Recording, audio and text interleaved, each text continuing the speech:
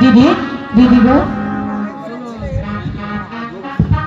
আমি অনেক বড় ভুল করেছি। তুমি আমাকে ছোট বোন হিসাবে মাফ করে দাও। ঠিক আছে, আমি তোমাকে ছোট বোন হিসেবে মাফ করে দিলাম। শোনো,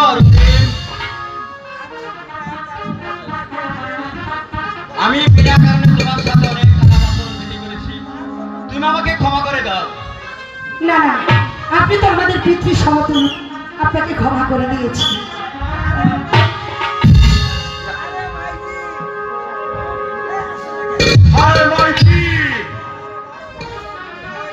মাঝি, তোর আজকে 12 বছর পূর্ণ হয়েছে।